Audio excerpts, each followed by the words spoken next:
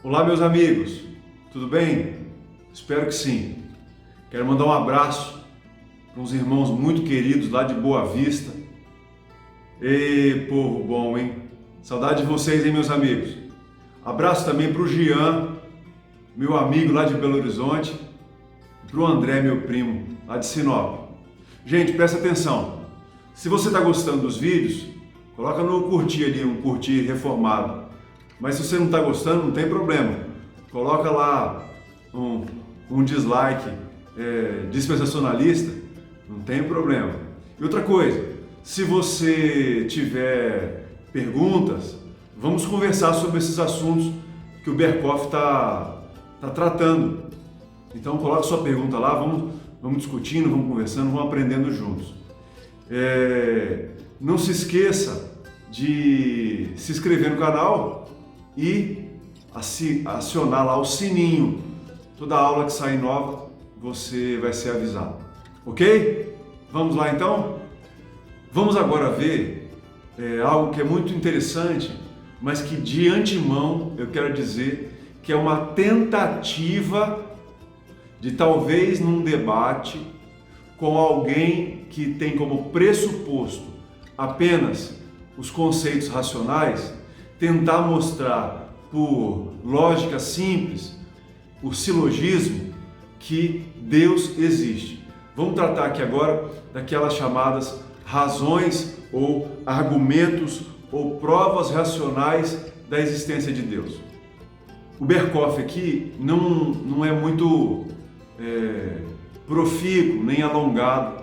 Ele faz um resumo bem simples de 5 provas racionais ou argumentos racionais da existência de Deus, que talvez possam ser úteis numa discussão com alguém que parte apenas para o argumento racional. Mas de antemão, eu preciso dizer a vocês que do ponto de vista objetivo, é impossível provar a alguém que Deus existe apenas com provas racionais. Por quê? Porque nós já estudamos, já vimos que é necessário um elemento espiritual para que as pessoas percebam que Deus exista e, mais do que percebam, as pessoas o adorem e sirvam a Ele. Vamos lá. O primeiro argumento racional é o chamado argumento ontológico. O argumento ontológico tem como grande...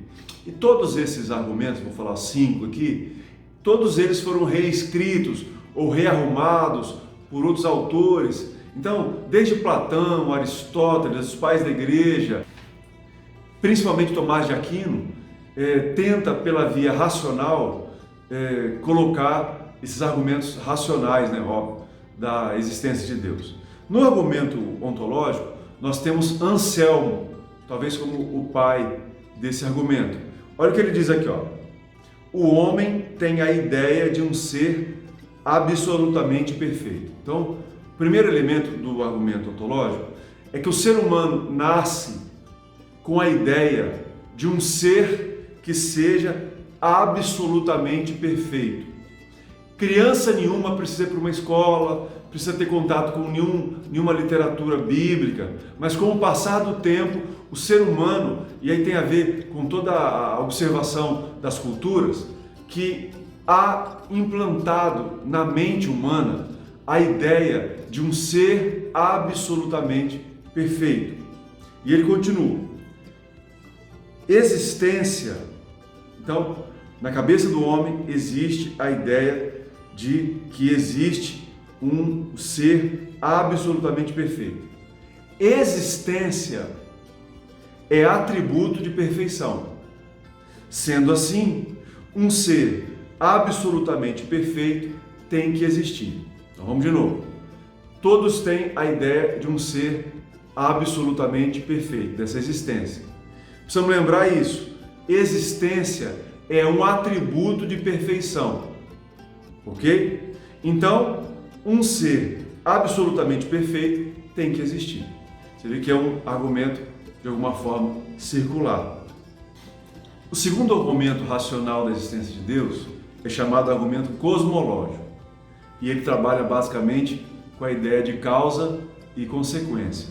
Então, o argumento cosmológico ele tem basicamente a seguinte ideia: cada coisa que existe tem uma causa adequada. Então, cada coisa que existe, o que aconteceu, precisa ter uma causa adequada. Sendo assim, um universo tão grande precisa ter uma causa maior do que ele mesmo. E essa causa precisa ser infinitamente grande. Então, o que o argumento cosmológico, em suma, quer dizer é que a complexidade do universo explica a existência de Deus. Porque se o universo é uma consequência, tem que existir uma causa para o universo. Mas aí Kant vai nos ajudar em algo que é interessante. Bom, se tudo que existe tem uma causa adequada, e a causa do universo é Deus, qual é a causa de Deus? Aí já entra no elemento da fé, porque nós acreditamos que Deus é eterno, ou seja, Ele é aquele que não é causado. Então, esse é o argumento cosmológico. O terceiro argumento é o argumento teleológico. E nesse, Kant, que é o grande filósofo, ele diz que é para ele o melhor de todos. Esse argumento diz assim: em toda parte o mundo revela inteligência, ordem, harmonia e propósito.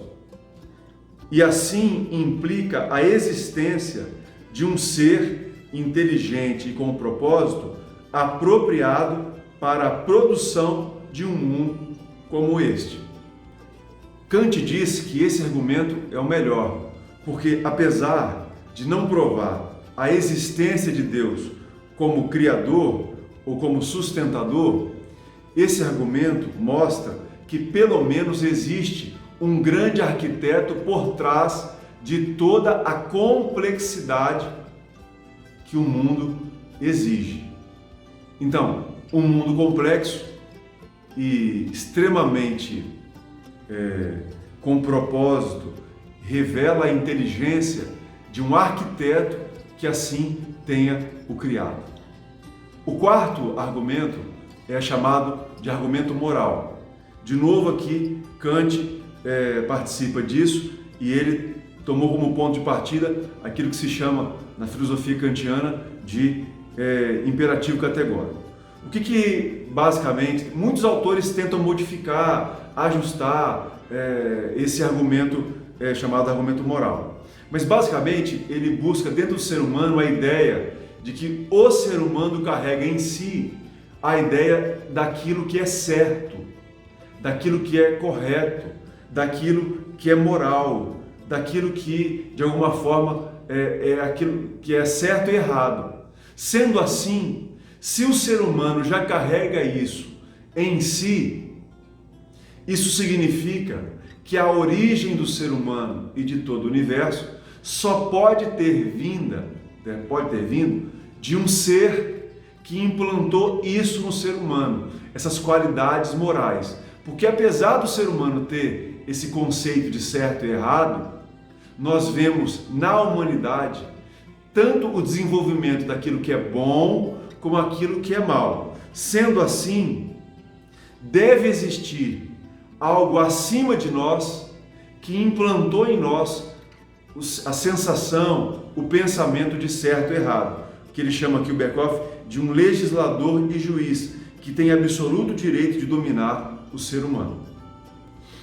E ainda no argumento moral, podemos ver pela história que, apesar do desejo de bondade, do que é certo e errado no ser humano, se vê pela história que o mal prevalece nas guerras, na falta de divisão dos meios de subsistência e todo tipo de crime e de maldade. Mas mesmo assim, mesmo o criminoso tem dentro, não aquele que tem uma questão de psicopatia ou algo parecido.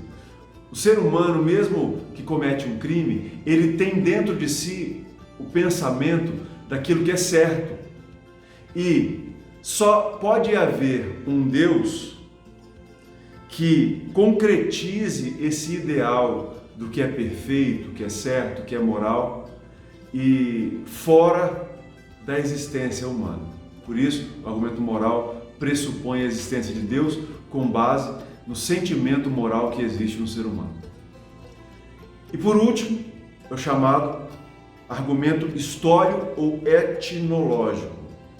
Etnológico, ou seja, tem a ver com etnias. Esse argumento até falamos já antes, que é o argumento que tenta mostrar que em todos os povos e tribos da Terra há um sentimento religioso que revela o ser humano indo para cultos religiosos. E esses cultos não são só internos, eles são externalizados, com templos, com imagens, com orações, etc. Esse fenômeno é universal. E sendo universal, ele pertence à natureza do ser humano. Ou seja, não é algo que é ensinado. Ou seja, se a natureza do homem naturalmente leva ao culto religioso, isso só pode achar a sua explicação num ser superior que fez, que constituiu o ser humano como um ser religioso. E agora cabe uma conversa muito interessante, porque quando nós estudamos o racionalismo do início do século passado, por exemplo, Nietzsche diz que Deus ia morrer, ou melhor, tinha morrido. A sociedade tecnológica, racional, ela ia matar Deus, se é que já não tinha exterminado Deus. Só que depois do racionalismo, a Primeira e a Segunda Guerra, o que a gente percebe? Que a ideia de Deus, ela não morreu. A ideia de Deus, ela cresceu mais ainda. Talvez não com a ideia de um ser único, ou Deus cristão, mas a gente vê, por exemplo, o islamismo crescendo muito, o cristianismo ainda crescendo, e a última religião do livro, né, que é a religião judaica, ela talvez estagnada, tem uma característica mais cultural. Mas a gente vê em vários círculos, talvez não o crescimento da ideia de um Deus, mas do crescimento de ideias místicas, ideias sobrenaturalistas, ideias que exaltam o poder dos cristais, dos gnomos, de forças que não se sabem, que não se conhecem ou que não se podem controlar, a paranormalidade, que é aqueles que creem em fenômenos fantasmagóricos, ou seja, lembrei até aqui do Padre Quevedo. Isso não existe. Padre Quevedo já foi, né? Já foi para o céu, se Deus quiser. Bom, no argumento histórico se vê uma universalidade do sentimento religioso, que na racionalidade diziam que ia acabar, né? O Nietzsche, que morreu doente e louco no manicômio, disse que Deus tinha morrido. Mas o que se vê hoje, talvez, como eu já disse, não é a crença no Deus bíblico, ou do Deus islâmico, mas uma explosão. Pronto, no Brasil, não sei se você sabe, mas o maior país espírita do mundo é o Brasil. Lá em Paris, onde está o túmulo de Allan Kardec, basicamente quem o visita são os brasileiros. Espiritismo basicamente só tem no Brasil, ok? Você vai ter misticismos em outros lugares do mundo. Os coveiros da existência de Deus, por conta do desenvolvimento racional, erraram e erraram feio. Talvez não a crença num único Deus, mas as crenças de todos os tipos de religiões e de crenças cada vez crescem mais e mais. Então é isso. Hoje nós vimos os 5 principais argumentos da existência de Deus. Tomás de Aquino fala daquele que chama o motor imóvel, a causa não causada. Nós vimos o argumento ontológico, cosmológico, o teleológico, o moral e o etnológico. Só vale lembrar que esses argumentos eles valem talvez para uma discussão com alguém que não crê na Bíblia. Mas presta atenção, lembra que os cristãos não precisam dele. Por quê? Porque os cristãos creem na existência de Deus não com base na racionalidade. Nós não elegemos a razão como elemento último para dizer se algo é ou não é. Nós cremos em Deus por conta das Escrituras e das experiências pessoais subjetivas. Então os argumentos, eles servem talvez como uma possibilidade de colocar a dúvida em alguém que não crê, insinuar uma possibilidade racional de se pensar melhor em coisas que não se pensaram ainda. É isso. Pessoal, obrigado, um abraço a todos, diretamente aqui de Nova Mutum, esperando a volta de Jesus Cristo. Um abraço.